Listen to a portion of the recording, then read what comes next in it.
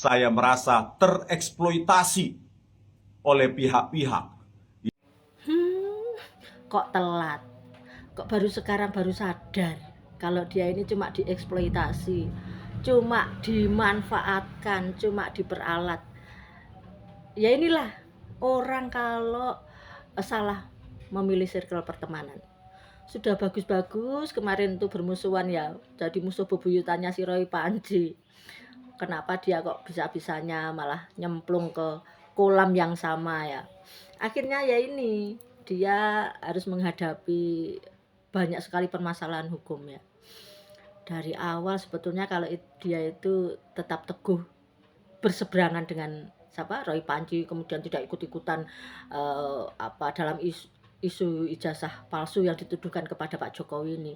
Mungkin dia itu hidupnya sekarang itu masih nyaman, masih nyantai-nyantai dengan istri ya, dengan keluarganya gitu loh.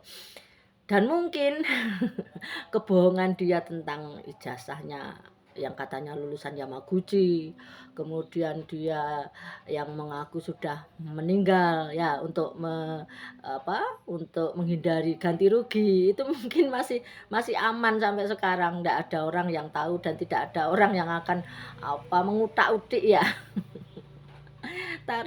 Tapi karena itu yang ya pilihan dia ya, mungkin karena terlalu terlalu besarnya iming-iming yang dijanjikan oleh Bohir. Karena saya sampai sekarang tuh masih percaya dan yakin kalau di belakang isu ijazah palsu ini itu ada orang besar yang membiayai, orang besar yang menyediakan seluruh kepentingan dan akomodasi yang dibutuhkan oleh teroris dan kroco-kroconya itu ya. Makanya sekarang si Rismon harus menghadapi konsekuensi dari pilihan hidupnya.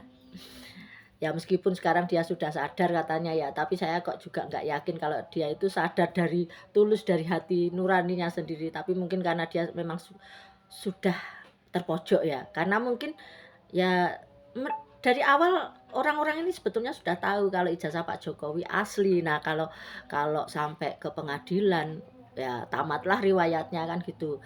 Nah mungkin dulu itu diiming-imingi sama Boynya, tidak mungkin ini dilaporkan karena Jokowi ini selama ini cuma diam, difitnah, dihina, direndahkan seperti apapun kan diam. Ternyata Pak Jokowi akhirnya mengambil jalan untuk melaporkan kasus ini. Nah di situ kan mulai pada gentar, mulai pada bingung. Nah kemudian setelah dilaporkan kok ternyata ditindaklanjuti ya, kemudian mereka ngambil lagi langkah, katanya ini peneliti, katanya ahli, jadi penelitian itu tidak boleh dikriminalisasi, tidak boleh dibawa ke pengadilan. Nah itu istilah-istilah yang dipakai untuk menghindar dari jerat hukum gitu.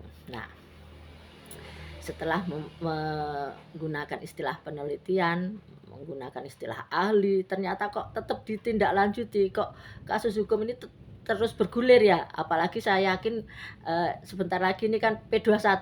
Nah kalau si Rismon ini terus berada di kubunya teroris, Roy dan Tifa juga, dia berpikir kemudian, iya ya, apa keuntungan yang saya akan dapatkan kalau saya terus melanjutkan kasus ini, terus berkecimpung di dalam isu ini.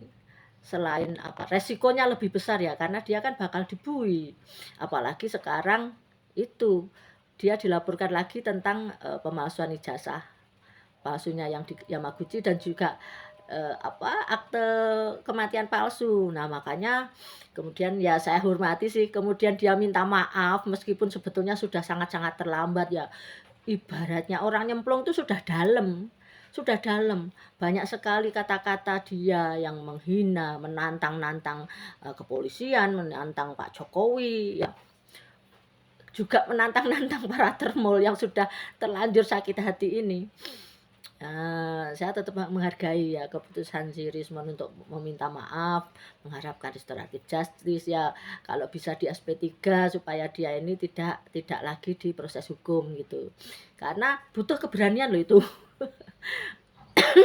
Keberanian untuk menurunkan egonya, keberanian untuk menghadapi caci maki para mantan pendukungnya, kemudian keberanian untuk beset rainya sendiri, istilahnya itu tebal muka sudah, mukanya sudah tidak lagi muka tembok kalau itu. Ibaratnya menjilat ludah itu sudah kenyang dia, ludahnya dia jilati sendiri itu sudah kenyang.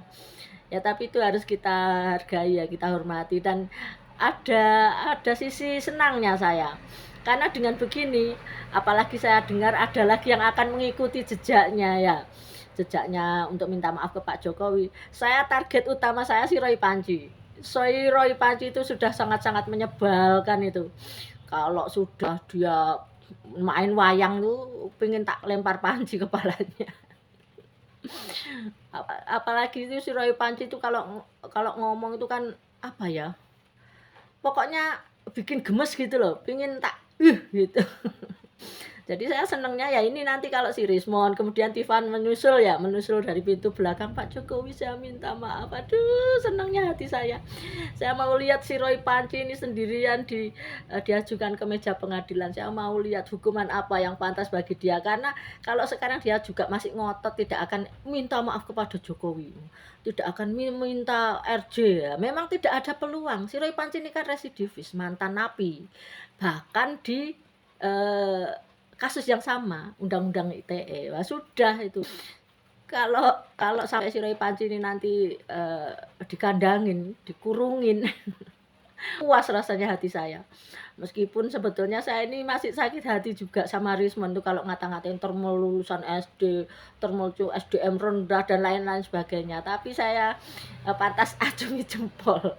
Pantas acungi jempol sama si Rismon, karena dia sudah mulai berpikir waras ya. Kalau dia teruskan, dia juga nggak akan mendapatkan keuntungan apa-apa. Yang ada justru resiko yang besar untuk masuk ke jeruji penjara. Dan saya pingin nantinya si Rismon ini membuka semua ya, membuka kotak Pandora. Dia ini diperintah oleh siapa, dalangnya siapa, bohirnya siapa. Karena saya yakin dan percaya memang benar ada partai atau orang-orang partai ya yang berkepentingan dalam kasus ini ya, untuk memajukan partainya supaya nanti putra mahkotanya bisa ikut kontestasi tanpa harus dihalangi anaknya Pak Jokowi kan begitu.